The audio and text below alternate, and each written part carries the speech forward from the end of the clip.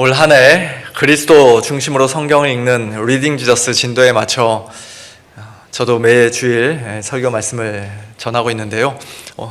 때마침 우리 교회 41번째 생일을 맞이하여서 오늘 초대교회 예루살렘 교회에 관한 사도행전 2장 말씀을 우리 성도님들과 함께 살펴볼 수 있게 된 것이 얼마나 기쁘고 감사한지 모르겠습니다. 이것도 크게 보면 정말 하나님의 섭리인 것 같아요. 일부러 이 구절을 고른 것이 아니었는데 딱 제일 좋은 말씀으로 하나님께서 주셨다는 생각이 듭니다. 초대교회로 돌아가자라는 말을 우리가 종종 듣습니다만 사실 초대교회라고 해서 모든 것이 다 순수하고 이상적인 것만은 아니죠. 예를 들어 우리가 고린도전서 말씀을 쭉 읽어보면요, 고린도 그 교회 안에는 참 성도들 간에 분열과 분쟁, 다툼, 교만, 법정 소송, 음행, 우상 숭배, 또 뭐 어떤 일들이 있었습니까? 그 은사의 남용, 무질서한 예배, 또 부활에 관한 잘못된 교리 등등 골치 아픈 일들이 한두 가지가 아니었던 사실을 우리가 보게 됩니다. 아무리 초대교회라고 해도 오늘 우리와 똑같은 죄인들이 모여 있는 이상 이 땅에서 결코 완벽할 수는 없었다는 것입니다. 오순절 성령 강림 사건과 더불어 시작되어 폭발적인 부흥을 경험했던 예루살렘 교회도 마찬가지였습니다. 아나니아와 삽비라 부부가 거짓말하다가 그 자리에서 즉사하는 무서운 장면이 사도행전 5장에 기록되어 있고요. 사도행전 6장에는 가난한 우리 성도님들, 과부들 구제하는 일 때문에 히브리파 과부, 또 헬라파 유대인들, 히브리파 유대인들이 서로 갈등하는 그런 장면도 기록되어 있습니다. 신약 성경에 기록되어 있는 모든 서신서들을 봐도 그렇고 요한계시록 2장과 3장, 예수님께서 소아시아 7교회에 보내시는 그 편지를 봐도 그렇고 이 땅에서 문제가 하나도 없는 교회, 100% 완벽한 교회를 찾기란 불가능하다는 사실을 우리는 솔직히 인정하지 않을 수가 없습니다. 그 7교회들 중에서 서머나 교회와 빌라델비아 교회는 예수님께 아무런 책망을 듣지 않고 오직 칭찬만 받았지만, 그렇다고 해서 그 두 교회가 정말로 100% 완벽한 교회라는 뜻은 분명히 아니었을 것입니다. 오늘날 21세기에도 우리는 완벽한 교회를 추구하는 것이 아닙니다. 그렇죠? 우리 교회가 완벽해지기를 원하십니까? 죄송합니다. 아니요라고. 아닙니다. 우리는 작년 우리 교회 표어처럼 건강한 교회, 성숙한 교회를 추구합니다. 올해 우리 교회 표어처럼 놀라운 것을 보는 교회가 되기를 소원합니다. 또 오늘 설교 제목처럼 힘쓰는 교회가 되기를 지향합니다. 이 세상에서 완벽한 교회라는 것은 존재하지도 않거니와 혹 있다 하더라도 그 교회에 저와 여러분이 교회 멤버로 등록하는 바로 그 순간에 그 교회는 더 이상 이제 완벽한 교회가 아닌 것이에요. 오늘 본문인 사도행전 2장 후반부에는 비록 완벽한 교회라고까지는 말할 수 없겠지만 그래도 오늘 우리의 본이 되기에 충분한 초대교회, 예루살렘 교회의 아름다운 모습이 기록되어 있는데요, 저는 그 교회를 가리켜서 힘쓰는 교회, 오로지 힘쓰는 교회라고 한번 이름 붙여봤습니다. 그들이 사도의 가르침을 받아 서로 교제하고 떡을 떼며 오로지 기도하기를 힘쓰니라고 오늘 본문 42절에서 말씀하고 있는데요, 우리말 성경에는 힘쓰다라는 말이 제일 뒤에 번역되어 있고 오로지라는 말이 그 기도 앞에 놓여 있어서 그들이 마치 오직 기도하는 일만 힘쓴 것처럼 그렇게 오해할 수 있습니다만, 그러나 원어 성경에는 힘쓰다, 오로지 힘쓰다라는 말이 하나의 단어로서 그 문장의 제일 앞쪽에 놓여 있습니다. 즉 그들이 어떤 일에 매우 열심을 내고 지속적으로 힘을 썼는데, 전적으로 헌신하고 아주 열심히 전념했는데 과연 무슨 일을 그렇게 힘써 행했는가 라고 질문할 때 바로 그 뒤에 나오는 4가지 일들이라는 것입니다. 사도의 가르침을 받는 것, 서로 교제하는 것, 떡을 떼는 것, 그리고 기도하는 것, 그 4가지 일을 그들은 어떤 면에서는 교회의 가장 중요한 본질로 여기면서 지속적으로 힘을 쏟았던 것입니다. 특별히 그 네 가지 중 첫 번째가 사도의 가르침을 받는 것이라는 말씀은 사실 그 당시의 상황을 고려해 볼 때 굉장히 놀라운 말씀이 아닐 수가 없습니다. 저희 42절의 끝에 라가 빠졌네요. 힘쓰니 라까지입니다. 예, 첫 번째가 사도의 가르침을 받는다 그렇게 되어 있죠. 오순절날 마가의 다락방에서 기도하던 120명의 성도들에게 불의 혀같이 성령이 임하고 사도들이 각기 다른 나라 방언으로 말하는 것을 직접 보고 듣고 경험한 사람들이 예수님의 십자가와 부활을 증거하는 베드로의 설교를 통해 회개하고 예수님을 믿어 세례를 받았는데요. 그런 사람들이 무려 3,000명이었다고 사도행전 2장 41절에서는 말씀하는데요. 그런 놀라운 영적 체험을 한 사람들이 성령의 어떤 신비한 체험, 더 신비한 영적 체험을 구하지 않고 하나님의 직통 계시를 구하지 않고 사도들의 가르침 받는 것을 첫 번째 가장 우선 순위에 놓고 힘썼다는 것은 그들의 신앙이 무엇보다도 하나님의 말씀에 기반을 둔 건강한 신앙이었다는 것을 보여주고 있습니다. 물론 사도들로 말미암아 기사와 표적이 많이 나타났다는 말씀이 바로 뒤에 43절에 기록되어 있습니다. 하지만 초대교회 당시 사도들이 많은 기사와 표적을 행했던 것은 마가복음 16장 20절, 사도행전 14장 3절, 히브리서 2장 4절 등의 성경 말씀을 통해 우리가 잘 알 수 있듯이 놀라운 기적들, 표적들, 그것들이 그 자체로서 최종적인 목적이 아니라 그들이 전하는, 사도들이 전하는 하나님의 말씀, 예수 그리스도의 복음이 참된 것이라는, 진실한 것이라는 사실을 하나님께서 그런 기적들을 통해 분명히 확증해 주신, 확실히 증거해 주시는 그런 일종의 도구였던 것입니다. 달을 가리키는 손가락 역할을 했다는 것이에요. 근데 사람들이 오늘날까지도 많은 사람들이 이 손가락도 보여달라고 자꾸 손가락에 주목하고 있는데 달을 보라는 것입니다. 하나님의 말씀을 듣고 예수 그리스도의 복음을 믿으라는 것이죠. 그 일을 위해서 사도들의 기적과 표적이 필요했던 것입니다. 다른 말로 하면 사도들이 행한 기사와 표적들은 그들이 예수 그리스도의 복음 증거하는 일을, 하나님의 말씀 전하고 가르치는 일을 그 특별한 시기에 효과적으로 잘 감당할 수 있도록 하나님께서 주신 은사요, 선물이었던 것입니다. 오늘날에는 이제 더 이상 사도들이 없습니다. 교회 역사상 엄밀하게 말하면 사도 바울이 예수님께 부르심을 받고 또 보내심을 받았던 마지막 사도입니다.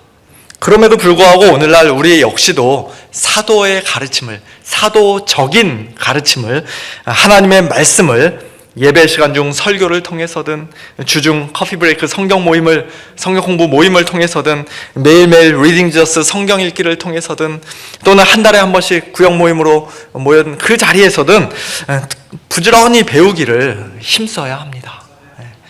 교회 안에 말씀의 사역자로 세우심을 입은 목회자들을 통해 배울 뿐만 아니라 골로새서 3장 16절 말씀과 같이 그리스도의 말씀이 저와 여러분 속에 풍성히 거하여 모든 지혜로 피차 우리 모두가 다 서로 그렇게 말씀을 가르치며 권면해야 합니다.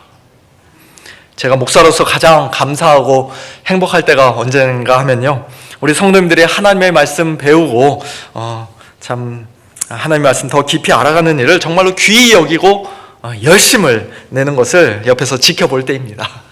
예, 이번 가을학기 커피 브레이크 모임에 3분이 새롭게 참여하셨는데요, 참 얼마나 감사한지 모르겠습니다. 아주 크게 격려가 됩니다.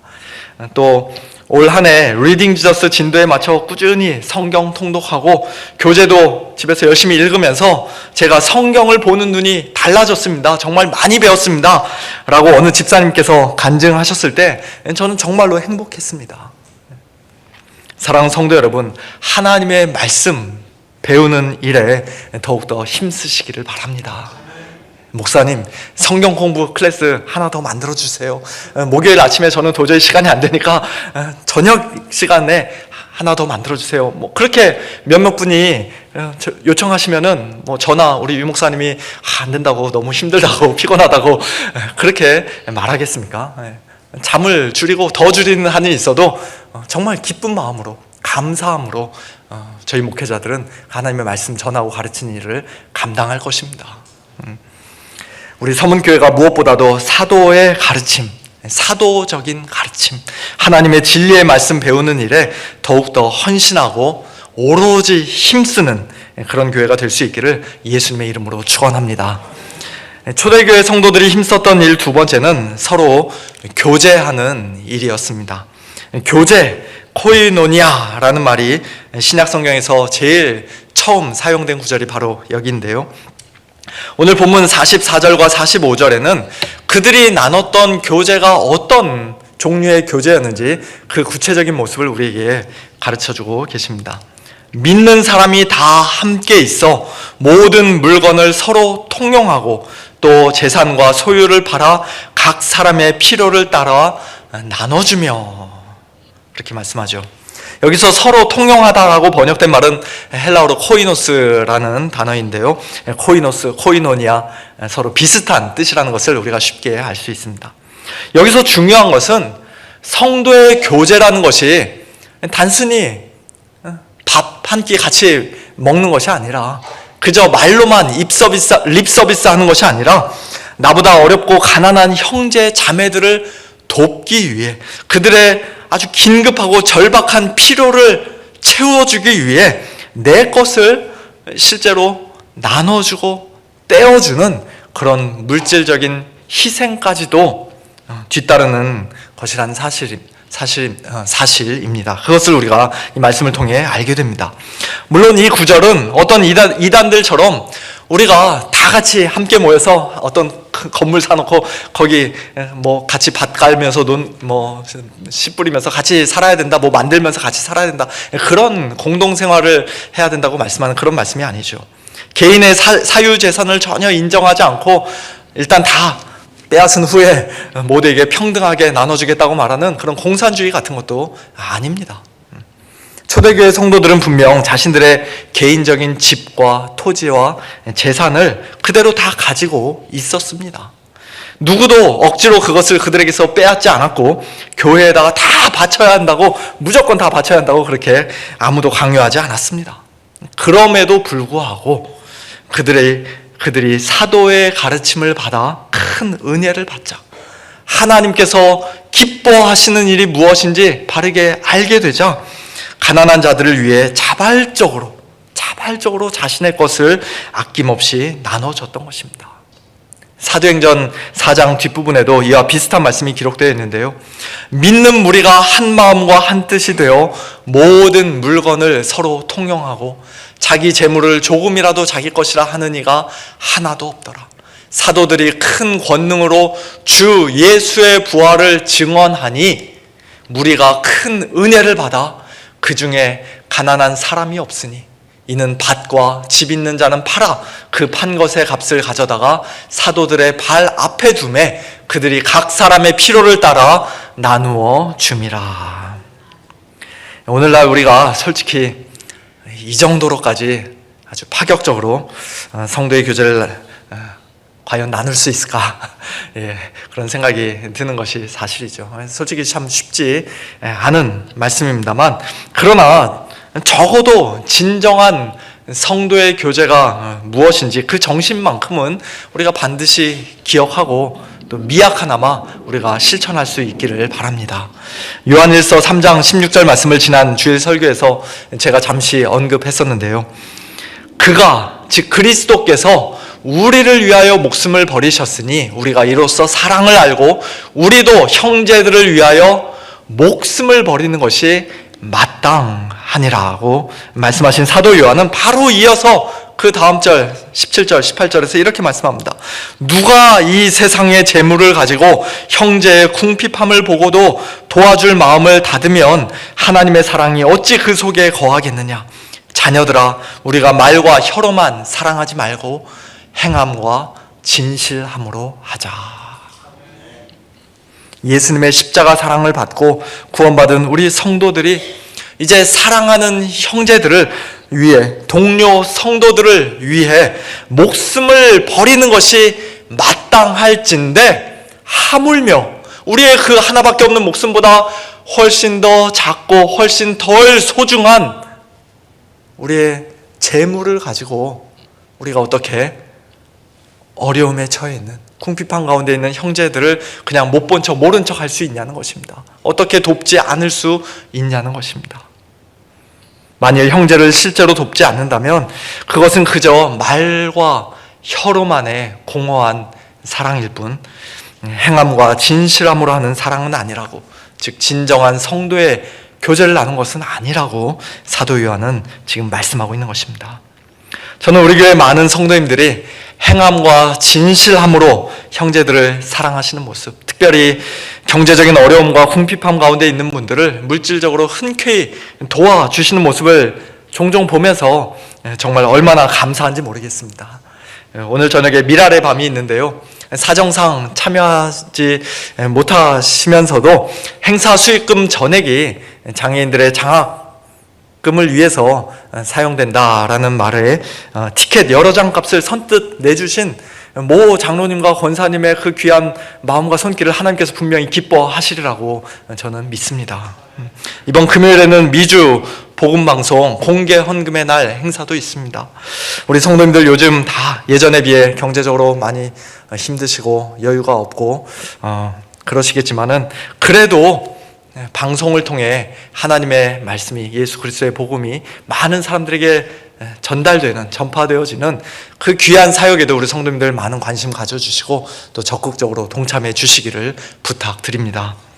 모든 성도들이 각자 자신의 물건과 소유를 얼마나 참 파격적으로 나누고 통용했던지, 그 중에 가난한 사람이 없었다라고 할 정도로 그렇게 성도의 교제에 힘썼던 예루살렘 교회 수준에는 우리가 비록 미치지 못한다 할지라도 최소한 내 눈에 지금 당장 보이고 내 귀에 그 안타까운 사정이 들리는 우리 교회 안에 어려운 형제 자매들, 성도님들, 그리고 우리 선교사님들을 어떤 식으로든지 너그럽게 돕고 후원하며 또 행함과 진실함으로 사랑하는 진정한 사랑의 교제를 나누는 복된 저와 여러분, 우리 모두가 될 수 있기를 예수님의 이름으로 축원합니다. 그들이 힘썼던 일 세 번째는 떡을 떼는 것이었습니다. 여기서 떡을 뗀다는 것은 단순히 음식을 먹는 것을 가리키는 말일 수도 있습니다만, 그러나 그보다는 성찬식을 가리키는 전문 용어로 우리가 이해하는 것이 더 좋을 것 같습니다. 복음서를 보면 예수님께서 성찬식을 제정하실 때 떡을 떼어 제자들에게 주셨다라는 말씀 계속 나오는데요, 지금 여기서도 그와 같은 상황으로 우리가 이해하는 것이 더 좋을 것 같아요. 46절에도 떡을 뗀다는 말이 한 번 더 나오죠. 날마다 마음을 같이하여 성전에 모이기를 힘쓰고 집에서 떡을 떼며 기쁨과 순전한 마음으로 음식을 먹고 하나님을 찬미했습니다. 이 구절은 전체적으로 예배를 가리키는 표현으로 우리가 이해할 수 있습니다. 수천 명의 사람들이 다 같이 함께 모일 수 있는 넓은 장소인 성전에 그들이 날마다 마음을 같이 하여 함께 모이기에 힘썼을 뿐만 아니라 당연히 예배드리러 그들은 모인 것입니다. 또 그 소그룹으로는 마치 우리 교회 구역 모임처럼 집에서, 좀 더 정확하게 말하면 집집마다 번갈아가며 함께 모여 떡을 떼며, 이게 역시도 성찬식, 즉 예배를 가리키는 표현입니다. 또한 기쁨과 순전한 마음으로 음식을 먹고 애찬을 나누고, 그리고 하나님을 그들은 찬미하고 찬양했습니다. 마지막 네 번째로 그들이 힘썼던 것은 기도인데요, 성전에 모일 때도 그렇고 집에 모여 떡을 뗄 때도 그렇고 기도는 예배 순서에서 빠질 수 없는 중요한 요소였기 때문에 떡을 떼는 것과 기도를 하나로 묶어서 우리가 다 같이 예배로 이해할 수 있을 것 같습니다. 정리하자면 예루살렘 교회는 첫째, 하나님의 말씀 배우는 일에, 둘째, 성도의 교제 나누는 일에, 세 번째, 떡을 떼는 것과 기도에, 즉 예배에 오로지 힘쓰는 그런 교회였다는 것입니다. 지난 몇 년간 코로나를 겪으면서 가나안 성도가 부쩍 늘어났다는 소식을 우리는 종종 듣습니다. 지난주일에 세가족 교육을 마치신 분들은 가나안 성도가 무엇인지 잘 아실 텐데요. 가나안 성도, 거꾸로 하면은 가나안 안나가 성도입니다. 자신은 분명 크리스찬이라고 하는데, 예수님을 분명히 믿는다고 하는데, 그러나 교회를 안 나가는, 함께 모여 예배드리지 않는 그런 분들을 가리켜서 가나안 성도다라고 부릅니다. 물론 가나안 성도 분들도 나름대로 다 각자의 이유가 있을 것입니다. 하지만 무슨 이유에서든지 간에, 교회에서 어떤 상처를 받았든지 간에 다른 성도들과 함께 모여 예배드리지 않고 자기 혼자 집에서 인터넷으로, 유튜브로 유명한 목사님들 골라가면서 설교 듣고 예배드리는 것은 결코 건강한 신앙생활, 정상적인 신앙생활이라고 할 수 없습니다. 북한이나 이슬람 국가에서처럼 몰래 숨어서 신앙생활을 해야 한다면 혹 예외가 될 수도 있겠지요. 큰 질병이나 사고로 인해 도저히 걸을 수 없고 거동할 수 없는 상태라면 얼마든지 이해할 수 있을 것입니다. 하지만 그런 특수한 경우가 아님에도 불구하고 다 같이 함께 모여 떡을 떼고 기도하고 찬양하는 공예배를 등한시하고 소홀히 한다는 것은 그 가나안 성도의 신앙 성장에 있어서 너무나도 큰 영적 손실인 것입니다.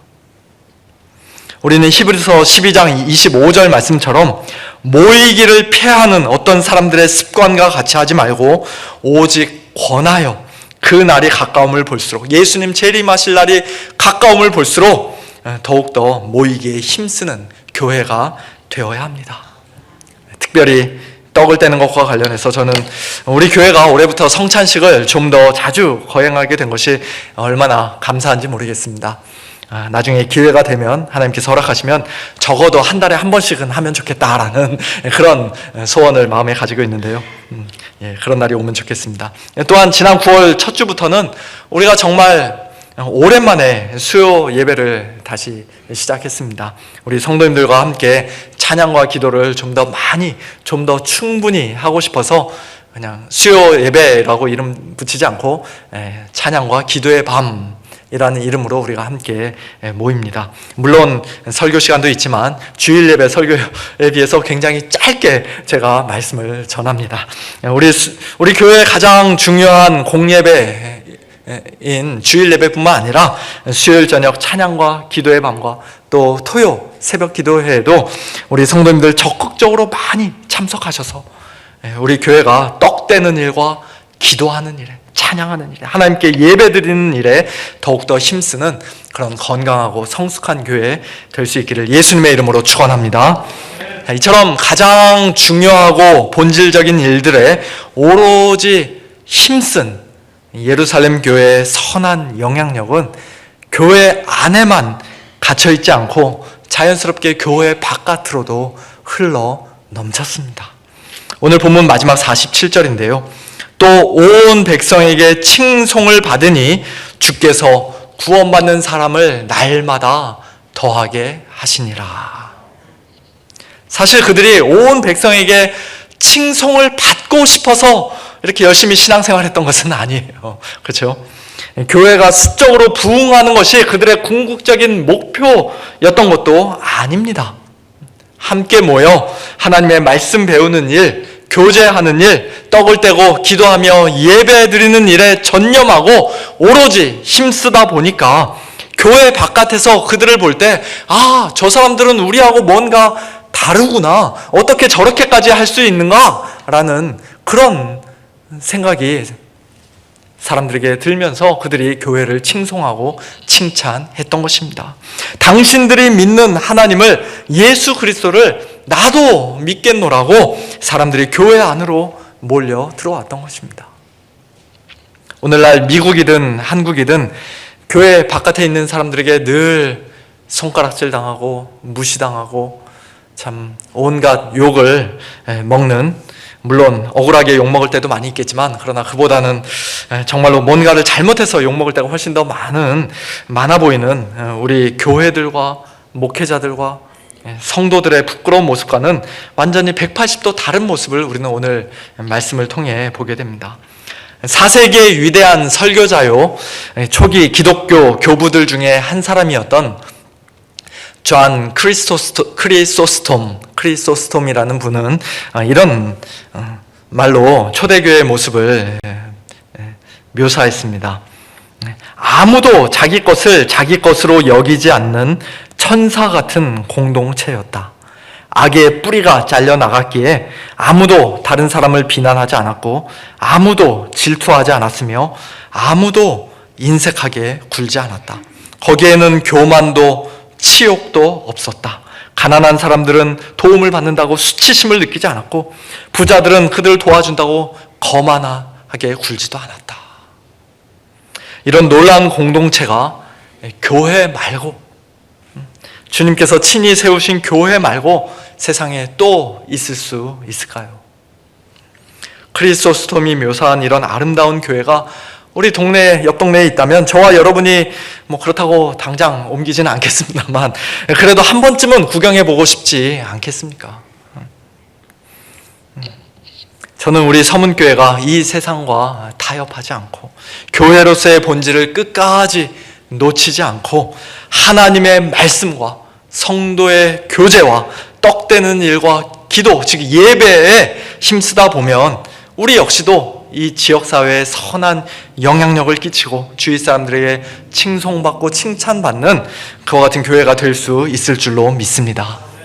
사실 우리가 칭찬받는 것, 그게 중요한 것은 아니죠. 마태복음 5장 16절 예수님의 말씀처럼 우리의 교회다운 모습, 성도다운 모습을 통해 우리의 밝은 빛과 착한 행실을 통해 궁극적으로 하나님께서 영광 받으시는 것이 중요한 것입니다. 그 일을 위해서 우리가 더욱더 교회다워져야 하는 것이에요. 우리 교회가 이 지역사회에 건강하고 성숙한 교회로, 힘쓰는 교회로 소문이 나서 하나님께 더욱더 큰 영광 올려드릴 수 있게 되기를 간절히 소원합니다. 뿐만 아니라 오늘 본문의 마지막 구절인 주께서 구원받는 사람을 날마다 더하게 하시니라는 말씀과 같이 하나님께서 허락하시면 우리 교회가 수적으로도 더욱더 성장할 수 있게 되기를 소원합니다. 당시 예루살렘 교회 성도들은 교회 바깥에서도 일상의 삶에서도 당연히 입을 열어 주위 사람들에게 복음을 담대히 증거했을 것입니다. 자기들이 받은 그 놀라운 은혜와 그 기쁨을 주체할 수 없어서 주변 사람들에게 나누고 자랑하고 다녔을 것입니다. 하지만 궁극적으로는 주께서, 곧 하나님께서, 교회의 머리 되시는 우리 주 예수 그리스도께서 구원받는 사람을 날마다 더하게 하셨기에, 사람들을 교회의 선물로 보내주셨기에 교회가 수적으로도 부흥 성장할 수 있었노라고 성경은 분명히 말씀합니다. 지난 몇 년 팬데믹 기간을 통과하는 동안 이런저런 이유로 우리 곁을 떠나신 많은 분들을 생각하면 솔직히 마음이 아프고 안타깝습니다. 하지만 반면에 하나님께서 우리 교회에 선물로 보내주신 분들도 참 많이 계시다는 사실이 얼마나 감사하고 위로가 되는지 모르겠습니다. 특별히 예수님을 안 믿으시던 분이 우리 교회에 오셔서 처음 예수님 믿고 세례까지 받으시면 그 감격과 기쁨은 정말 말로 표현할 수가 없는 것이죠. 이번 추수감사 주일에도 우리 가운데 세례 받으신 분이 한 분 계시면 좋겠습니다. 한 분이라도 좀 세례를 받으시면 좋겠습니다. 오늘 41살이 된 우리 서문교회의 수적인 성장까지도 하나님의 주권적인 손에 달려있음을 우리가 믿음으로 고백하면서 거기에 너무 연연하지 말고, 너무 부담 갖지 말고, 무엇보다도 하나님께서 기뻐하시는 일들에 말씀 배우고 서로 교제하고 떡을 떼고 기도하며 예배드리는 그와 같이 가장 본질적이고 중요한 일에 먼저 더욱더 헌신하고 힘쓰는, 또한 복음 전하는 일에도 더욱더 힘쓰는 그런 복된 저와 여러분, 우리 모두가 될 수 있기를 예수님의 이름으로 축원합니다.